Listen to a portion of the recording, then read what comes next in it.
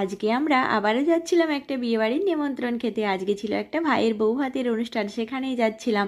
আজকে যেহেতু প্রচণ্ড পরিমাণে গরম পড়েছে, সেই জন্য আমার সাজগোজ করতে মোটেই ইচ্ছে করছিল না, সেই জন্য একদম সিম্পলভাবে যাচ্ছিলাম। তো দেখতে দেখতে আমরা বিয়েবাড়িতে পৌঁছে গেছি। দেখো কত ভিড় ছিল। তো চলো তোমাদেরকেই প্রথমে নতুন বরকনেকে দেখিয়ে দিই, কী মিষ্টি লাগছে দেখতে দুজনকে, তাই না? তো তারপর আমরা চলে এসেছিলাম সোজা প্যান্ডেলে খাবার খেতে। এইদিকে দেখো আমাদের ছোট্ট সোনাও বসে পড়েছে খাবার খেতে। এটা হচ্ছে আমার ভাইয়ের ছেলে, সে কিন্তু এখনও ভালোভাবে সেরকম খেতে শেখেনি, তবুও তার ভীষণ আনন্দ মা বাবার সাথে বসে। আর এইদিকে দেখো আমার ছেলে আর মা দুজনে একসাথে বসেছিল।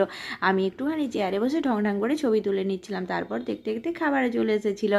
তো প্রথমেই দিয়েছিল শাক ভাজা, তারপর ছিল সাদা ভাত, তার সাথে ছিল শুক্তো, আর তারপর রয়েছে কুমড়োর তরকারি। আর আজকের খাবারটা কিন্তু দারুণই হয়েছিল, রান্নাটা ভীষণই ভালো ছিল, আমার কিন্তু ভালোই লেগেছে। তো দেখো তারপর চলে এসেছিলো মাছ, আর তারপর ছিল চাটনি, পাঁপড়, মিষ্টি। আমি ততক্ষণকে খাবার খেতে থাকি, তোমরা চ্যানেলকে সাবস্ক্রাইব করে দাও।